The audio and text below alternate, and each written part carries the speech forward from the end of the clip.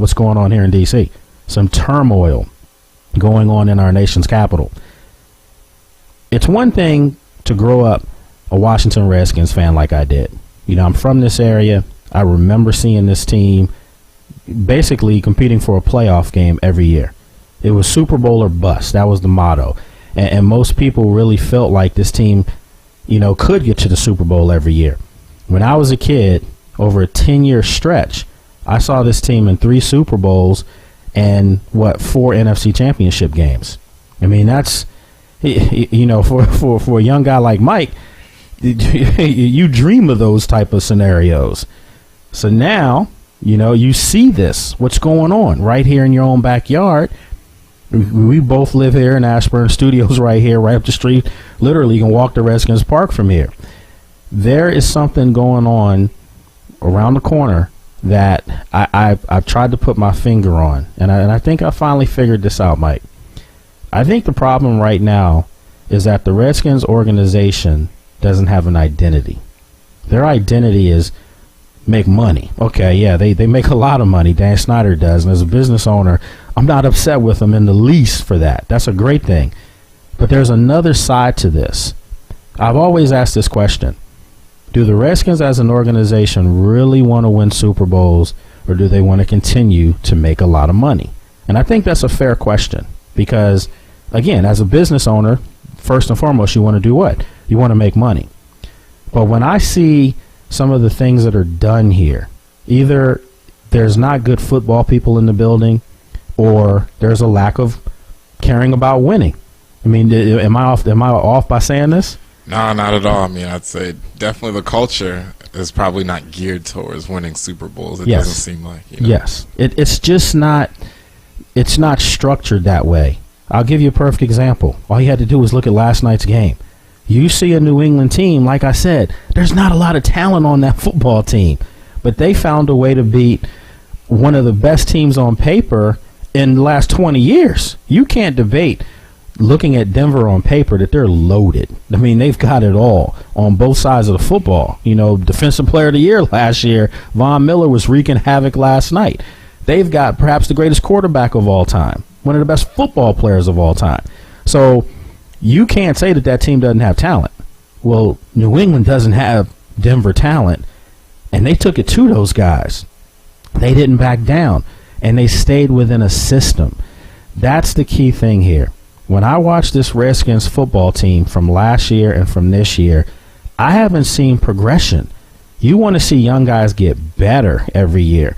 You can't win a divisional championship and play in a playoff game that I think everybody felt like if your quarterback was 100%, this team probably could have made a run at a Super Bowl. Probably wouldn't have beat San Fran and San Fran, but I had them beating Atlanta and Atlanta if they had beat Seattle.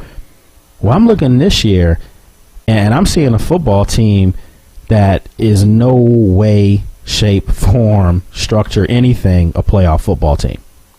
But yet it's the same players, and they've also maybe gotten better on offense because now you have a healthy Robert Griffin and you have a young phenom in Jordan Reed. Oh, and by the way, you have a healthy Pierre Garçon because he wasn't healthy last year either. You have a healthy Roy Halou back who wasn't here last year either. So to me, if you have all these players coming back, you would think that they would have added on to the success that they had last year. I don't see it at all. To me, that's called coaching. There's no way to shape it.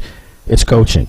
The Washington Redskins right now are a football team where I believe young guys don't know where they stand. They don't know their place. They don't know what's expected of them. And to me, that goes back again to coaching. When I watched the Arizona Cardinals yesterday, Bruce Arians, I mean, look at the job that he's done there. He's revived that organization in 1 year. I'm looking at Mike Munchak in Tennessee, no talent on that football team. 2 quarterbacks dropped, and yet they're still winning football games. Hey, the team they beat yesterday, Oakland Raiders, they have Matt McGloin, who was a walk-on at Penn State. He's the quarterback now because Terrell Pryor's hurt, and they're still competitive. Something's wrong here. So you can't tell me that there's no talent here. The Washington Redskins have an abundance of young talent. If I were to tell you that I was a head coach and someone was telling me that I could take on the job of reviving this team next year, and I look and see that I have a quote-unquote franchise quarterback, I have a franchise running back, I have a big playmaking wide receiver in Pierre Garçon, I have a young budding superstar tight end in Jordan Reed, I'm thinking to myself, I have a pretty good left tackle in Trent Williams. I'm thinking all the pieces are in place for this offense to just be dominant. Not good, but dominant. And everyone's going to say, well, they are the 6th ranked offense in the NFL. Give me a break. Half those numbers were put up, in the second half of games where you were already getting rocked out your shoes. That doesn't mean anything to me. I'm talking about dominant where you're winning from start to finish. And that's not where this team is. Defensively, there's nothing to talk about. There's not a lot of talent on the defensive side of the ball. The talent that is on that side of the ball is really being put out of position. I've been telling people for years, Brian Orakpo is not a linebacker. He's a defensive lineman. If you put him in the dirt and let him three technique, this guy could cause some damage. Ryan Kerrigan, I'm starting to wonder the same thing. Could he be on the opposite side doing some things in a 4-3 defense, not a 3-4 defense? This team has holes in its coaching. And now you're hearing all these excuses about the salary cap is caught up to them. We didn't hear about this last year. There was no mention of a salary cap problem last year when they got to the playoffs. I never heard anything about it. All of a sudden now, that's the new talk out of Redskins Park. Oh, well, the salary cap is caught up to us. No, it's called bad decision making. Because when you draft, Josh Laribas out of SMU with the 3rd round draft pick 2 years ago, and he's only suited up for 3 games in his career. Either the kid's a bust, which I'd hate to think that's the case. I never like to call out players because when you make it to the pros, you've got talent. The problem is either he's a bust or the coaching staff dropped the ball on that draft pick. And when you're not good, you can't miss on these type of picks. You can't. You don't have the luxuries of being a New England who we know they stockpile draft picks, but the guys that they turn into superstars are normally guys that came after the 4th round. And you think I'm playing, all you have to do is look at the guys that were synonymous yesterday and making that game happen for them and making that comeback come back. Julian Edelman, you don't even know where he went to school, let alone what round he was drafted in. Tom Brady, need I remind people, what was he, a 5th rounder from Michigan? Sixth rounder. Come on, folks. We're talking about a Hall of Fame, in my opinion, the greatest of all time at the position. 6th rounder from Michigan. People don't even remember Tom Brady at Michigan. They remember Drew Henson. No one even remembers him. It's called coaching, folks. And for all the Redskins fans that are here, and trust me, if you're watching this nationwide, it's a lot of them.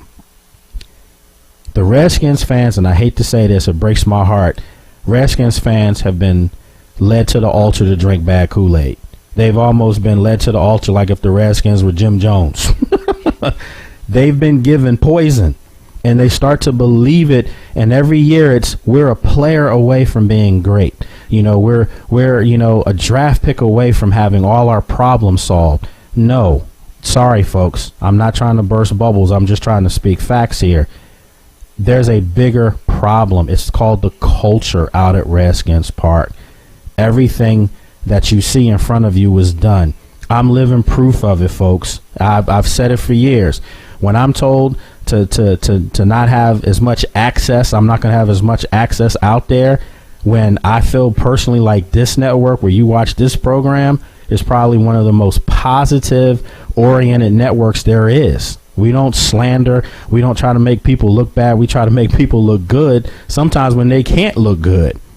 So for us to have been told that we're going to have to take a step back from coverage, to me, that was a red flag right there. And yeah, am I calling guys out? Yeah, I'm calling them out right now because I think that when they drafted Robert Griffin III, they gave this guy keys to the city. And he hadn't earned anything yet. Am I saying he's not a great talent? Of course he is.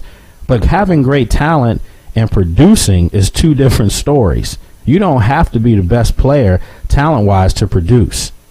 And I see a lot of guys with less talent than him producing big time. I just mentioned one in Russell Wilson. So the question I have is, what's going on out there? Is it too much too soon? Or is it the organization, again, saw that they had a cash cow, that they had a meal ticket, that they could prop up and put on commercials nationwide everywhere, be in award shows and all this stuff, and obviously that's making money. But is it winning football games? And the answer is a resounding no, because if they were winning games, I wouldn't be talking to you about it right now. We'll take a quick break, and when we come back, we'll wrap up our NFL segment. Coming up in about 25 minutes, we're going to have Lloyd Vance joining us from Philly. Hang tight. Sports Journey with myself, Lake Lewis.